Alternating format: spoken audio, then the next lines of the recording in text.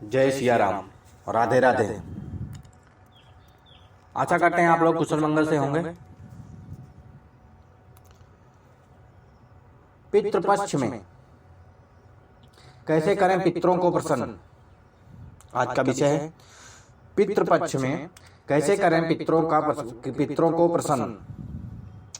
प्रत्येक आदमी की इच्छा होती है कि वह एवं उसका परिवार सुखी एवं संपन्न रहे। मनुष्य को देवता के साथ साथ पितरों का भी पूजन करना चाहिए।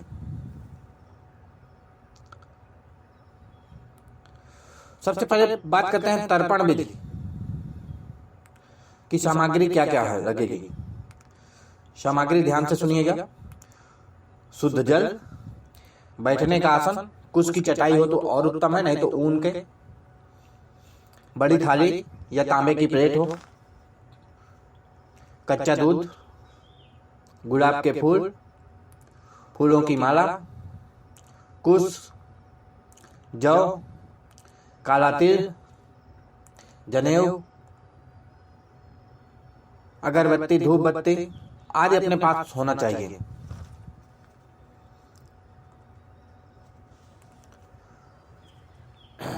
अब उसकी विधि के बारे में बात करते हैं।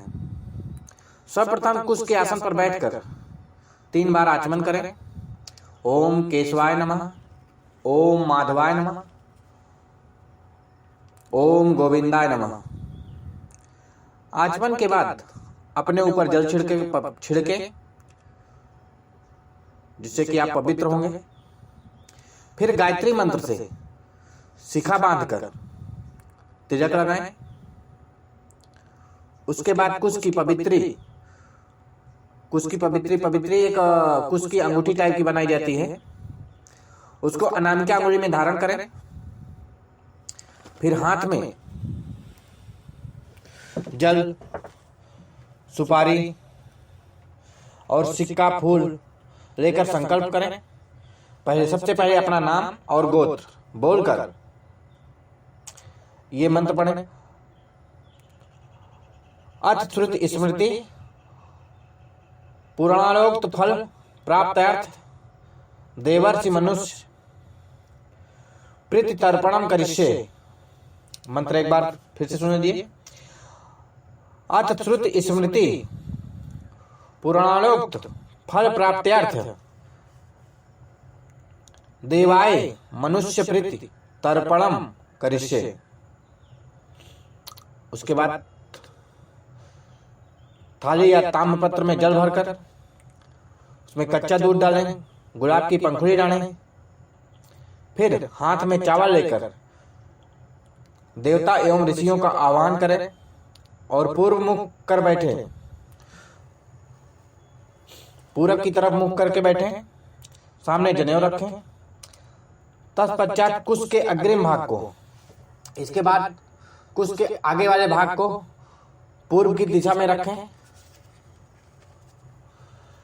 देव तीर्थ अर्थात दाहिने हाथ की अंगुली के अग्रभाग से तर्पण दें। इसी प्रकार ऋषियों को भी तर्पण दें। इसके बाद उत्तर की तरफ मुंह करके जनेऊ को माला की तरह पहनकर और पलथी मारकर बैठकर दोनों हथेलियों के बीच से जल गिराकर दिव्य मनुष्य का तर्पण करें। उसके बाद दक्षिण की तरफ मुंह करके जनेऊ को दाहिने कंधे पर रखकर बाएं हाथ के नीचे ले जाएं। थाली या ताम्रपत्र में, थाली हो या ताम्रपत्र मतलब तांबे का कोई प्लेट वगैरह हो, उसमें काला तिल छोड़े और थोड़ा काला तिल हाथ में लेकर अपने पितरों का आह्वान करें और मंत्र पढ़े। ओम आगच्छन्तु मे पितर इमं गृह्णन्तु जलांजलिं तत्पश्चात अंगुष्ठे मंत्र एक बार फिर सुने। ओम आगच्छन्तु मे पितर इमं गृह्णन्तु जलांजलिं। उसके बाद अंगूठे और तर्जनी के मध्य भाग से तर्पण दें। सर्वप्रथम अपने गोत्र का उच्चारण करके अपने पिता का नाम लेकर उनको 3 बार तर्पण दें। उसके बाद अपना गोत्र उच्चारण कर दादाजी यानी कि पिताजी के पिताजी का नाम लेकर उनको तर्पण दें। फिर ठीक इसी प्रकार से दादाजी के पिता के दादा को तर्पण दें। उसके बाद अपने नाना का गोत्र उच्चारण कर नाना को तर्पण दें। उसके बाद नानी को तर्पण दें। उसके बाद नाना के दादा के तर्पण दें। नाना के पिताजी को तर्पण दें। ठीक उसी प्रकार से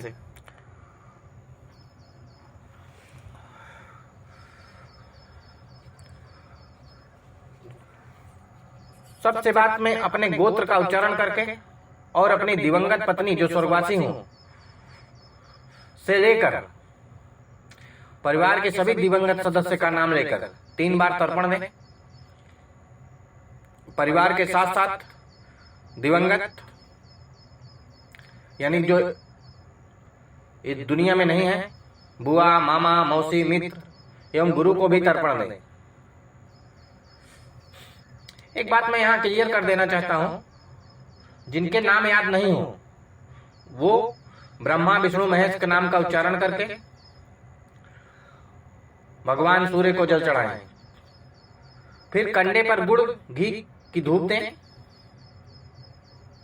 उसके बाद पंचभोग निकालें जो पंचवली कहलाती है। नंबर 1, जैसे गाय के लिए पत्ते पर भोग निकालकर गाय को दें।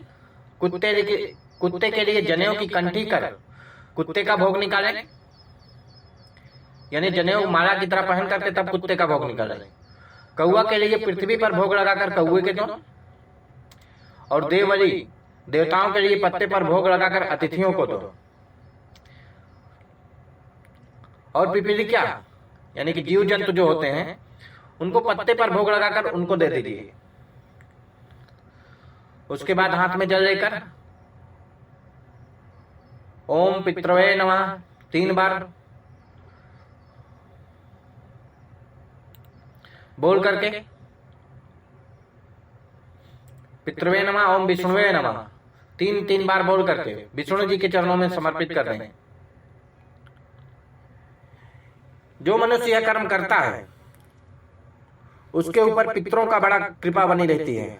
उसके सफल मनोरथ सब सिद्ध हो जाते हैं। आशा करते हैं ये जानकारी आप लोगों को पसंद आई होगी।